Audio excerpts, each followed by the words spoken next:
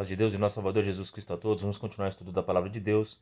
Livro de Êxodo, capítulo 3. Vamos ler com a ajuda de Deus e aqui do seu bom espírito. Deus fala com Moisés no meio da sarça ardente. E apacentava Moisés o rebanho de Jetro, seu sogro, sacerdote de Midian, e levou o rebanho atrás do deserto, e veio ao monte de Deus, a Horebe, e apareceu-lhe um anjo do Senhor em uma chama de fogo, no meio da sarça. E olhou, e eis que a sarça ardia no fogo, e a sarça não se consumia. Nós vimos aqui que Moisés, ele apacentava ovelhas, mas não suas ovelhas, ovelhas de Jetro, né, seu sogro. Então, todos os líderes religiosos, pastores, padres, têm que ter esse pensamento. As ovelhas não são suas. As ovelhas que você está cuidando é do nosso Senhor Jesus Cristo. Ele é o sumo pastor. Ele é o pastor verdadeiro. Então, todos nós que lemos a palavra de Deus, temos o entendimento e ensinamos aos outros, nós não podemos, de forma alguma, achar que nós somos donos dessas ovelhas, que nos beneficiarmos dessas ovelhas. Tem muito pastor que está preocupado só com o dízimo, só com a oferta das ovelhas, só de usufruir. Ele acha que é justo, porque ele ensina a palavra de Deus e ele quer ganhar as custas das ovelhas. Mas essas ovelhas não são suas. Então fica aqui que os pastores, os padres, os líderes religiosos tenham essa sabedoria, esse temor de Deus, que essas ovelhas não são suas, você tem que dar conta delas. Se algum lobo devorador, se o pecado tomar conta dessas ovelhas e você perder alguma, você vai ter que dar conta dessa ovelha para Jesus Cristo. E quando ele voltar, você vai ter que dar conta para ele. Então, sejam sábios. Quando forem pregar, preguem com temor a Deus. Cuidado com o que vocês ensinam para suas ovelhas, porque essas ovelhas não são suas. Elas têm pastor. E o pastor é Jesus Cristo, é o Rei dos Reis. E ele voltará. E ele vai julgar aqueles pastores que não cuidaram bem das ovelhas, tá bom? Então, nós que lemos a palavra de Deus e ensinamos, nós temos uma responsabilidade, uma cobrança muito maior do que uma pessoa normal, do que uma ovelha. Porque nós somos responsáveis por essas ovelhas. Tenham essa consciência. É melhor você ensinar menos pessoas, mas com qualidade, do que você encher uma igreja e perder muitas ovelhas, porque você será cobrado por isso. Então tenha essa responsabilidade, visita as suas ovelhas, faça um bom serviço, vê a necessidade de cada uma, no que elas estão precisando melhorar espiritualmente. Conheça a tua igreja, porque você vai dar conta dela diante de Deus, tá certo? Vamos continuar a leitura. E nós vimos aqui que o anjo do Senhor apareceu numa sarça ardente. Essa palavra aqui, anjo do Senhor, na tradução aqui para o português, tem essa palavra do, mas aqui não significa anjo do Senhor. No hebraico, no original, é anjo Senhor. Ou seja, é o próprio Senhor, que a palavra anjo significa mensageiro, né? Então não é um anjo mensageiro de Deus aqui na sarça. É o próprio Deus, é o eu sou, que está na sarça, e ele está dando uma mensagem, por isso que está relacionado com o anjo aqui. Então ele está dando uma mensagem a Moisés. Então o próprio Deus está lá na sarça ardente. E esse Deus aqui não é o Deus Pai. O Deus Pai ele não pode ser visto por homens. Esse aqui ele vai falar que é o Deus eu sou. E na palavra nós vimos nosso Senhor Jesus Cristo falar eu sou, né? Até os judeus se escandalizaram quando ele falava eu sou. Porque quando ele fala eu sou, ele está dizendo que é o próprio Deus, né? Ele é o verbo que se fez carne, né? Então nós cristãos sabemos, nós reconhecemos que Jesus Cristo ele é verdadeiro homem e verdadeiro Deus, né? Quem vê a ele, como ele mesmo disse aos apóstolos, quem vê a mim, vê ao Pai que me enviou, né? Então esse eu sou aqui é o nosso Senhor Jesus Cristo, tá bom? Ele é que se fez conhecer aos homens. O nosso Pai Celestial, o nosso Deus, ele não vem aqui na terra, ele não fala com os homens. Agora o eu sou, ele veio falar com Abraão, né? Em forma de homem. O eu sou lutou com Jacó em forma de anjo, né? Estava escrito lá, ele chamava ele de anjo, né? Aqui na sarça ardente está escrito anjo, mas é significado de mensageiro. Mas é o próprio Senhor Jesus Cristo, tá bom? É o eu sou, tá certo? Vamos continuar a leitura. E Moisés disse: Agora me virarei para lá e verei esta grande visão, porque a sarça não queima. E vendo o Senhor que se virava para lá, a ver, bradou Deus a ele do meio da sarça. E disse Moisés, Moisés, e ele disse: Eis-me aqui. Então nós vimos aqui que a sarça não se consumia. Isso também faz a gente lembrar do Sadraque, Mesaque e Abednego, os amigos de Daniel que foram lançados na fornalha de fogo ardente. E lá, as chamas estavam altíssimas, tinham sido elevadas várias vezes.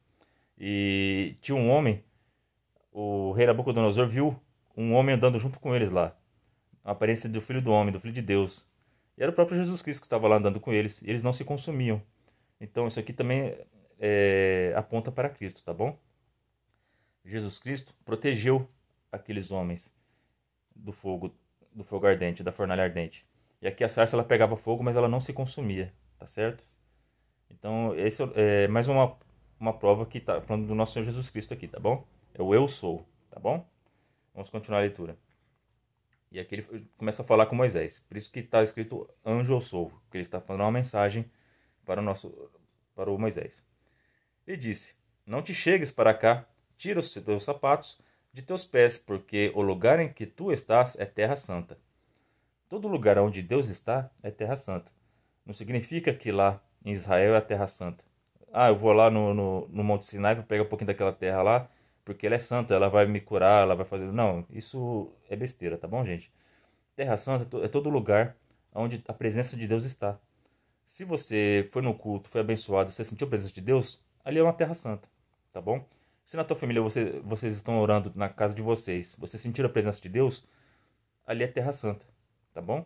Então, Deus abençoe que na casa de vocês seja terra santa, que a igreja que vocês frequentam seja terra santa, que no serviço de vocês seja terra santa, porque todo lugar onde existe a presença de Deus e você for representante de Deus lá, é terra santa. Todo lugar onde Deus está é terra santa. É assim também no tabernáculo, o tabernáculo de Deus, mais para frente a gente vai ver aqui no livro de Êxodo, ele foi criado, era uma tenda. Eles não ficavam no lugar fixo. E todo lugar onde eles iam, quando eles montavam a tenda, a glória de Deus chegava naquela tenda e ali era a Terra Santa. Então nós devemos servir a Deus para que possamos, onde nós formos, Deus esteja dentro de nós e que esse lugar seja Terra Santa, que seja um lugar diferenciado, tá bom? Onde Deus está é diferente. Onde Deus está acontece milagre. Onde Deus está, os demônios fogem. Onde Deus está, onde há luz, as trevas não prevalecem. Então sejam luz de Deus. Tenham Jesus Cristo, tenham o eu sou dentro de vocês e vocês serão santos. E onde vocês estiverem será terra santa, tá bom? Vamos continuar a leitura? Disse mais: Eu sou o Deus de teu pai, o Deus de Abraão. Deus de Abraão porque ele se revelou a Abraão, tanto em vós, mas também ele também, quando foi dar notícia que ele ia ser pai, ele foi ele mais dois anjos para julgar Sodoma e Gomorra. Lembra dessa história? Era o eu sou que estava com ele lá. Deus pai de Abraão, o Deus de Isaac, né, e o Deus de Jacó. E Moisés encobriu o seu rosto, porque temeu olhar para Deus. E disse o Senhor: Tenho visto atentamente a aflição do meu povo, que está no Egito, e tenho ouvido o seu clamor por causa dos seus exatores, porque conheci as suas dores. Então Deus ele sabe quem está passando necessidade, quem está sendo afligido. Deus está vendo a sua dor. Deus escuta o seu clamor. Às vezes você está orando e você acha: nossa, será que Deus ouviu minha oração? Deus ouve tua oração. Antes mesmo de você pedir, ele já sabe o desejo do seu coração. Confia que no tempo certo ele virá, tá bom? Aqui ele viu a necessidade do povo do Egito, o povo de Deus sendo afligido pelo Egito. Só que precisava cumprir a profecia que ele falou, que eles ficariam 400 anos no deserto, que era o tempo de se completar a injustiça dos amorreus e de julgar a terra de Canaã, tá bom? E para o povo também ser preparado para dar valor à obra que Deus ia fazer, para que ia ser grande a obra que Deus ia fazer, né? Vamos continuar a leitura. E disse o Senhor: Tenho visto atentamente a aflição do meu povo que está no Egito, e tenho ouvido o seu clamor por causa dos seus exatores, porque conhecia as suas dores. Portanto desci para livrá-lo da mão dos egípcios e para fazê-lo subir daquela terra, em uma terra boa e larga, em uma terra que emana leite e mel, ao lugar do cananeu, do Eteu e do Amorreu, e do Ferezeu, e do Aveu e do Jebuseu. Então esses povos aqui que habitavam em Canaã, eles seriam julgados. Deus ia mandar o povo de Israel para lá, para limpar aquela terra, ia dar aquela terra que emana leite e mel para eles, tá bom? Só que aquela terra já tinha pessoas, então eles teriam que conquistar aquelas terras, né? Até eu tenho um amigo meu que um senhor já é falecido, né? Ele sempre quando eu me encontrava com ele assim, ele gostava de falar da Bíblia comigo. E ele falava: Nossa, o povo da Bíblia é tudo ladrão, né? Eles roubavam a terra dos outros. Aí eu ficava explicando para ele: Não, mas quem que fez a terra? Ele, Deus. Então Deus quis dar para o povo de Israel, porque o povo de Canaã, que habitava lá, era mau. Aí ele ficava brincando: Ah, mas não é assim, né? Então quem não tem entendimento da palavra de Deus acha que esse povo de Israel era um povo que pegava a terra dos outros. Mas não é. Aquele povo merecia ser julgado. Tinha completado a injustiça deles. E Deus, ele para julgar uma nação inteira, para julgar vários povos assim, é só quando não tem mais salvação. Lembra dos vídeos passados de Sodoma e Gomorra? Aquele povo chegou no nível de maldade que tinha que ser julgado a cidade toda. Todas aquelas cidades da Campina teve que ser julgadas. No tempo no livro de Gênesis capítulo 6, toda a terra tinha se contaminado. Então Deus teve que julgar a terra toda. Mandou o dilúvio. Sobrou só a família de Noé. E também, nos nossos dias, Deus vai julgar de novo, só que agora é com fogo, né? No fim dos dias. Porque a nação, a gente liga a televisão, é só pai matando filha, filha matando pai, é só notícia horrível, né? Então, logo, se completar a medida da injustiça do mundo, Deus vai julgar o mundo de novo, tá certo? Agora é no fogo. E só vai sobrar aqueles que forem fiéis a Cristo, tá bom? Então, tomem cuidado. Então, sirvamos a Deus. Então, essas terras aqui foram dadas ao povo de Israel, porque o povo que habitava ali em Canaã merecia ser julgado. Eles se contaminaram com gigantes, né? Nós vamos ver depois, quando Caleb e Josué vão lá, tinham vários gigantes, eles tinham que expulsar aqueles gigantes. A doutrina daquele povo era doutrina de gigantes, era doutrina de deuses pagãos, vários deuses, sacrificavam crianças, eram promíscuos, tudo que não prestava, magia negra, feitiçaria, tudo eles faziam. Então, por isso que Deus tinha que julgar, limpar aquela terra, tá bom? Porque a injustiça deles foi completada. Era muita maldade que tinha ali, tá certo? Então, por isso que Deus deu essas terras para eles. Vamos continuar a leitura. E agora, eis que o clamor dos filhos de Israel chegou a mim, e também tenho visto a opressão com que os egípcios oprimem. Vem agora, pois, e eu o enviarei a Faraó, para que tires o meu povo, os filhos de Israel, do Egito. Então Moisés disse a Deus: Quem sou eu que vá a Faraó e tire do Egito os filhos de Israel? E Deus disse: Certamente eu serei contigo, e isto te será por sinal de que eu te enviei. Quando houveres tirado este povo do Egito, servireis a Deus neste monte. Então, quando Deus falou para ele que ia usar de Moisés para libertar o povo, Moisés já na hora: Meu Deus, eu? Quem sou eu para libertar um povo, para fazer tudo isso que você está falando que eu vou fazer? Então, às vezes, muitas vezes Deus dá uma missão para nós, e nós não nos sentimos capazes. Mas aqui Deus falou que seria com ele. Se Deus é por nós, quem será contra nós? Então, se Deus mandou você fazer alguma coisa, você acha que não tem condição, fique em paz. Se Deus mandou você fazer, Ele vai te dar a condição de você fazer, tá bom? Se Deus mandou você ajudar alguém, Deus mandou você liderar uma igreja, às vezes Deus te deu uma profissão nova, um emprego novo, e você acha que não vai dar conta. Se foi Deus que te fez, Deus que mandou você ir, você sentiu, você buscou a palavra, você orou e Deus te respondeu, te deu o que você pediu, só que você acha que não dá conta, Deus vai te ajudar, porque Deus dá e dá condição de você fazer, tá bom? Vamos continuar a leitura.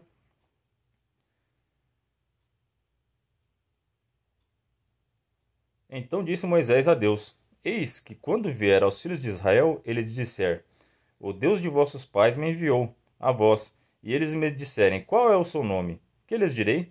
E disse Deus a Moisés: Eu sou o que sou. Disse mais: Assim dirás aos filhos de Israel: Eu sou, me enviou a vós.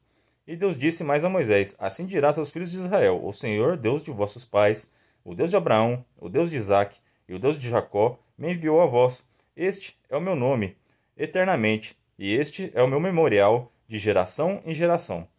Então aqui Deus falou, pela primeira vez aqui na palavra, Deus falou o seu nome. O nome de Deus é Eu Sou, né? Escreve com as letras em hebraico, Yud-He, Vav-He. Então tem muita discussão na internet sobre o nome de Deus, tudo.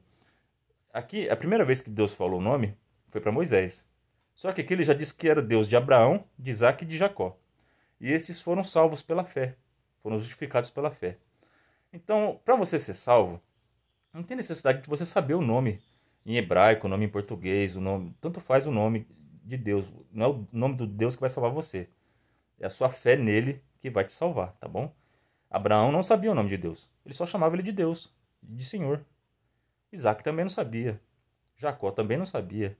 José também não sabia e foi governador do Egito. E Deus usou ele grandemente aqui na terra. Então não é o nome de Deus que salva, é a sua fé na, em Deus, Criador dos céus e da terra, e a sua fé em Jesus Cristo, Filho de Deus, que deu sua vida para nos salvar. É isso, é a fé em Deus, em Jesus Cristo, que vai nos salvar, tá bom? Então não entre em discussões de internet por causa de nome, isso é besteira, tá bom? É perda de tempo. Tanto que nosso Senhor Jesus Cristo, na oração do Pai Nosso, pediu para nós chamarmos ele de Pai. Se você chamar nosso Deus de Pai, tá ótimo, porque ele é Pai, ele é Criador, ele que nos fez. Ele criou tua alma, ele criou teu corpo, ele é teu Pai. Então, tem esse relacionamento com Deus, chama ele de Pai, tá bom? Porque por Jesus Cristo nós podemos chamar ele de Pai. Nós ganhamos esse direito de chamar ele de Pai. É uma honra isso. Nós somos filhos do Criador do céu e da terra, do Todo-Poderoso do universo. Então não tem honra maior que essa. Então usem com sabedoria. Tem esse relacionamento de Deus, chamando de Pai. É que é Iau, Yahu, Jeová. Isso é perda de tempo, é gramática. Gramática não salva ninguém, tá bom? O que salva é a sua fé. É saber que Deus é todo-poderoso, Criador do céu e da terra, e saber que Jesus Cristo é o Filho de Deus, unigênito, que verteu sangue na cruz para te salvar. Só isso que você precisa saber para ser salvo. E obedecer a palavra de Deus, né? Agora o nome, quem quiser estudar o nome, estude. Mas ele não tem poder para te salvar, tá bom? Tá certo? Tanto faz se você chama ele Nosso Senhor de Al, de Alcha, de Yahvé, Jeová, né? Isso é detalhe, tá bom? Porque os patriarcas aqui, Abraão, Isaac e Jacó, não conheciam o nome e pela fé foram salvos, tá certo? Estão aguardando a ressurreição do justo. E até que também Deus fala que é Deus de Abraão, de Isaac e Jacó, ele deixa bem claro isso. E no Novo Testamento nós vemos, tem uma passagem que Jesus fala que nosso Deus é Deus de vivos e não de mortos, né? Por quê? Porque ele é Deus de Abraão, Isaac e Jacó. Era uma parte que falava da ressurreição. Então, nós que acreditamos na palavra de Deus, nós acreditamos na ressurreição, que vai ter ressurreição no último dia, né? No dia do juízo. Então, aqui não tem espaço para teorias de reencarnação, tá bom? Então, quem acredita em reencarnação não está de acordo com a Bíblia, porque a nossa palavra ensina que é ressurreição, tá? Tanto Jesus Cristo foi o primeiro que ressuscitou, né? E nós, se formos fiéis a Deus, ressuscitaremos também para a vida eterna, e aqueles que não obedeceram a Deus vão ressuscitar para a condenação eterna, tá certo? É isso que a palavra de Deus ensina. Então aqui não tem espaço para reencarnação, tá certo? Então nossos irmãos espíritas meditem nisso, leiam a palavra de Deus com atenção, para que não sejam enganados, tá bom? Tomem cuidado com essas doutrinas. Quem crê em Deus, crê em ressurreição, tá bom? Porque Deus é Deus de vivos, não de mortos. Abraão, Isaac e Jacó, eles não eram pessoas perfeitas, mas eles tinham fé em Deus. E morreram e estão esperando a ressurreição, porque eles tiveram fé em Deus. Eles não precisam reencarnar para ir se aperfeiçoando para alcançar uma salvação, uma iluminação. Não, isso não é bíblico. Eles morreram, a morte só pode uma só vez, né? Está escrito na palavra. Que todo mundo só pode morrer uma só vez. Então não tem que nascer de novo, ir melhorando e assim vai, não. Cada alma que vem aqui, encarnou aqui na Terra, morreu, acabou, tá certo? Você só tem uma chance. Aproveita bem essa chance que você tem. Quem acredita em espiritismo é perigoso acreditar nisso. Porque, se eu não me aperfeiçoar agora, na minha próxima vida eu vou me aperfeiçoar. É mentira do diabo, tá bom? Você só tem essa chance. Aproveita enquanto você tem. Tá vivo? Dá glória a Deus. Se arrepende dos seus pecados. Pede perdão a Deus, a Jesus Cristo, em nome do Senhor Jesus Cristo. E você será salvo, tá bom? Então, nossa palavra de Deus ensina a ressurreição. É Deus de Abraão, Isaac e Jacó. É Deus de vivos, não de mortos. Eles estão esperando a ressurreição. A alma deles está descansando. A alma deles é eterna. Não precisa nascer de novo aqui, tá bom? Vamos continuar a leitura.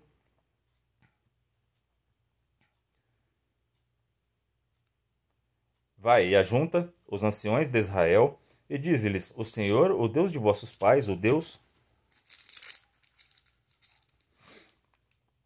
de Abraão, de Isaque e de Jacó, me apareceu, dizendo: Certamente vos tenho visitado, e visto que vos é feito no Egito.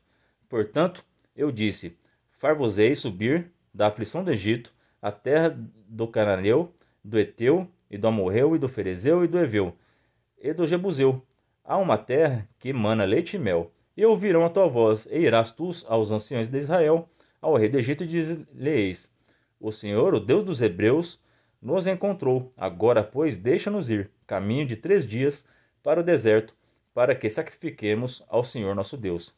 Vocês viram aqui que ele está pedindo? Eles vão pedir para Faraó deixar eles andar por 3 dias para fazer um sacrifício. Aqui aponta para Cristo também. 3 dias depois do sacrifício, ele ressuscitou, certo? Então, e também nós vemos isso aqui quando Deus manda Abraão sacrificar seu filho Isaque. Abraão anda por 3 dias até chegar ao monte que ele ia sacrificar seu filho. Então, todo o Antigo Testamento é um espelho, uma sombra está preparando a gente para o Novo Testamento. Tudo preparando a gente para Cristo, porque a Bíblia inteira aponta para Cristo, certo? Para que todos possam conhecer o teu Salvador. Vamos continuar a leitura? E ouvirão a tua voz. Aqui, eu sei, porém, que o rei do Egito não vos deixará ir, nem ainda por uma mão forte, porque eu estenderei a minha mão e ferirei ao Egito com todas as minhas maravilhas que farei no meio dele. Depois vos deixará ir. Então, ele tinha que chegar até o rei do Egito, o faraó, e falar para libertar o povo, para eles andar 3 dias e fazer um sacrifício. Só que Deus sabia que o faraó não ia deixar ir.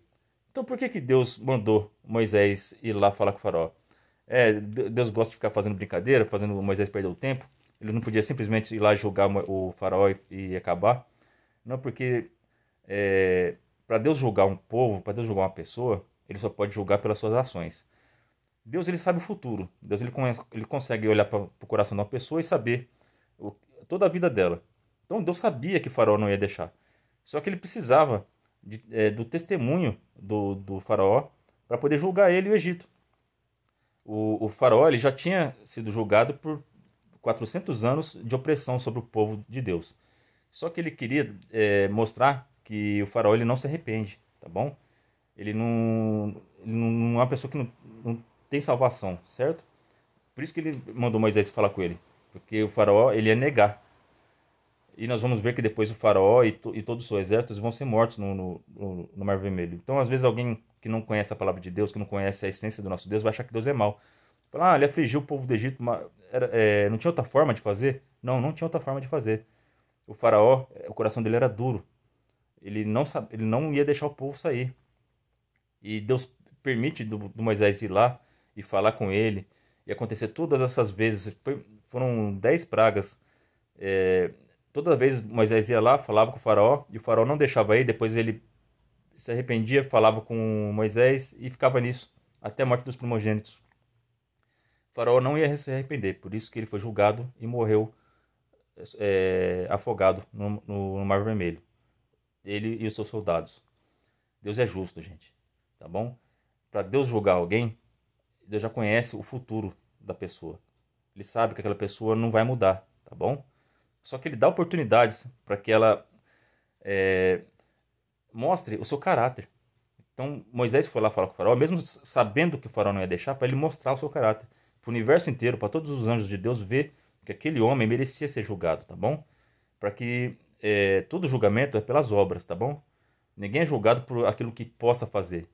Então Deus espera a pessoa completar a sua injustiça para poder fazer o seu juízo, tá bom? Então todo o juízo de Deus é perfeito e é justo, tá bom? Por isso que chama juízo. Ele é o verdadeiro juiz. Ele é santo para julgar, tá bom? Às vezes nós não entendemos o julgamento de Deus porque nós somos imperfeitos. Mas os planos de Deus são bem mais altos que o nosso e o seu juízo é perfeito e justo, tá bom? Vamos continuar a leitura?